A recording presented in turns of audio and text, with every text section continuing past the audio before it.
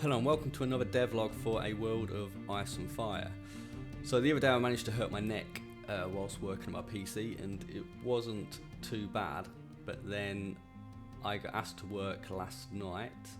For those of you that don't know, I work as a contractor maintenance engineer. I'd been up since 7 o'clock yesterday morning working on modification, so I tried to get a couple of hours sleep yesterday evening and woke up with a very bad neck. So unfortunately I'm trying to rest it this weekend, which means I can't get a dev build out for tomorrow. So sorry to those of you that was waiting for that, but hopefully you understand why I can't get it out, and as soon as my neck feels better I'll be working hard to get that out, so hopefully early next week sometime. In other news, I have managed to get the wiki fixed. So a few people was complaining about the wiki not working, and it's been down for a couple of months. And the reason for that is because I updated my PHP to 5.6, I think, and it meant the wiki needed updating for that, and I just knew it was going to be a pain in the arse, so I kept putting it off. So it needed to be done before the release of 5.0 anyway, so I thought I'd best crack on and try and get it done. So that took me about a day to do. I updated to the latest version of MediaWiki, and it weren't supported, or it didn't support PHP 5.6, so I had to find a version that worked. Managed to get it all working, and then I done some reading and realised that PHP 5.6 had stopped getting updated in 2015. So I'm hosted with GoDaddy, so I spoke to GoDaddy and complained that I weren't happy with the product I was receiving because I was on an outdated version. So they agreed to update me to their new servers, which meant I can update to the latest version of PHP, which I think is 7.4. Unfortunately, that meant I had to migrate my forums and my wiki again and my website. So this took me about 2 days to do altogether. Again, something I'd never done. But now everything's fully updated. The website is now working. Unfortunately, the old theme wouldn't work with PHP 7.4, so I had to rebuild the website. So just nice and basic at the moment, which I think will do for now. The forums are now working again. There is a little issue with pictures, so with images. For some reason that is not working now. I'm not sure why. So you may need to relink your profile pictures again. Also, it's now saved in a different folder, so the link to the forums is slightly different. So to those of you that have not been able to access the forums, that is probably why. So I'll post a link to that in the description. And of course the wiki is now working, which is all good. So I'm going to try and update this as 5.0 is released with all the new content, and if you want to help in doing that, then let me know and I'll set your account to editor so you're able to do that. Okay, so the other stuff that's been added to the modification since the last dev build is Patreon pledge tier content. So this is a design document created by Read Matter, who has kindly donated a considerable amount to the modification. And a lot of the content that's been added recently is from his commissions for the work that I've been doing. So here we have two companions, which is Read and Brog Matter. And as you can see, there is quite a lot of content here. The stuff with the strike through is stuff completed, and the rest still needs to be added.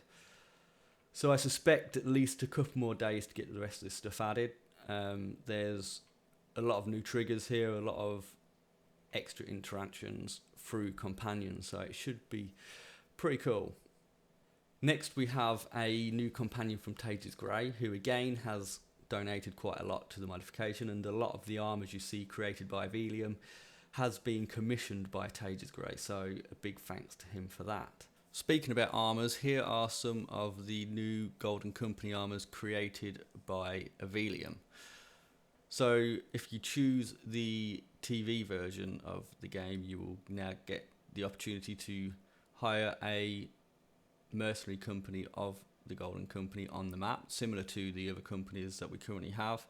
If you choose the book version of the game, then the current soldiers or the current Golden Company troops will just get updated with this new armor. So the ones that join with the Targaryens when they invade. These armors, as you can see from the quality, has also been designed to be used with Bannerlord, so we basically get 2 for the price of 1, so pretty cool. So this is the dialogue for the guy at the Obsidian Mine that will sell you Obsidian specific troops. So the idea is that every week your Obsidian stash will increase by a certain amount, and you can then use that and some gold to purchase these Obsidian specific troops.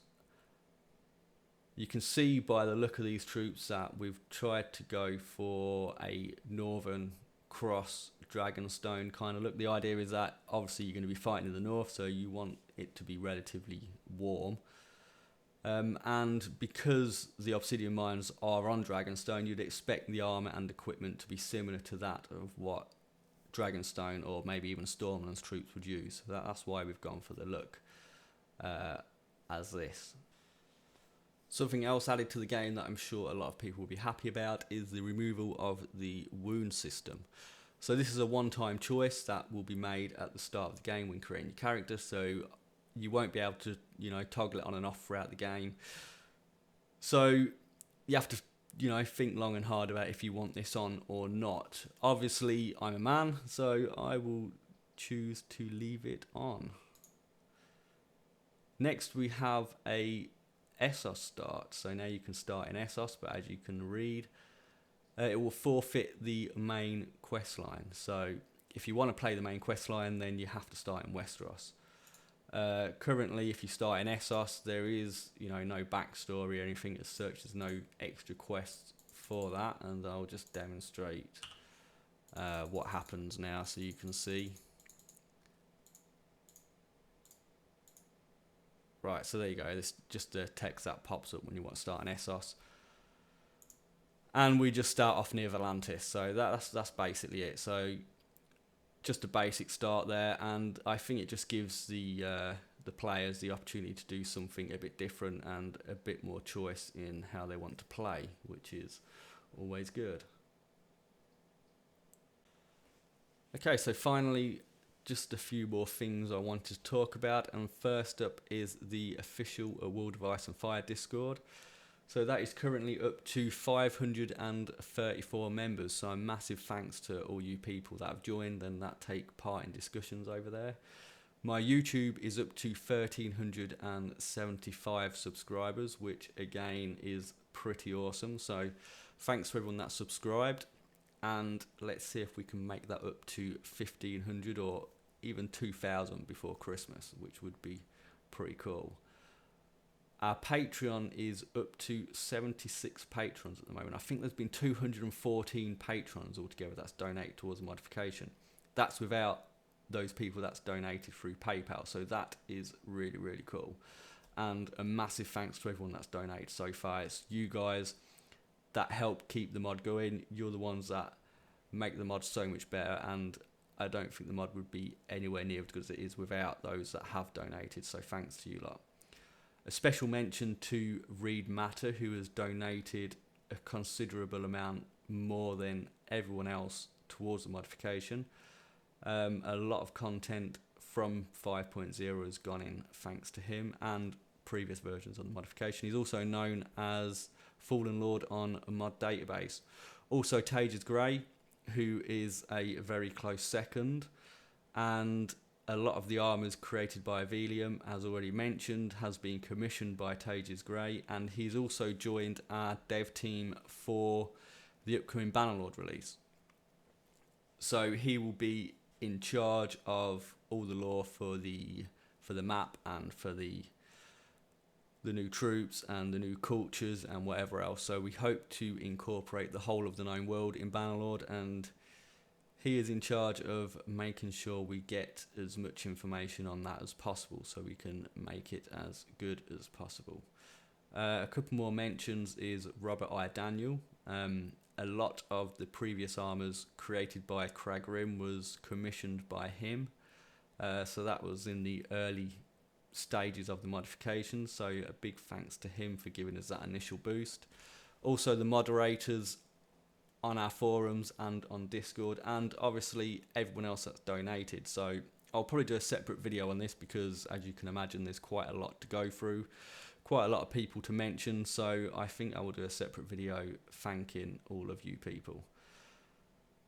Okay, so finally, if you're a YouTuber and you want to play the mod before the official release, then get in touch. All I ask is that you give me a shout out on your channel. Hef will be doing a Let's Play a couple of weeks prior to the official release, and hopefully he'll be doing the trailer for the upcoming 5.0 release. He's also done a very good Let's Play of the current version of the mod, so I suggest you go check that out too. You can also check the videos I have on my own channel of the current version of the mod if you want to get yourself excited for 5.0. I'll also be doing a live stream in the next couple of weeks showcasing 5.0, where you can come watch me play, come ask me questions, and just generally chat. So hopefully that should be pretty cool. And yeah, I think that's it for now. Hopefully I will see you around my YouTube channel or in the Discord, or even better at the live stream in a couple of weeks. So I hope you have an awesome weekend, and thanks for watching.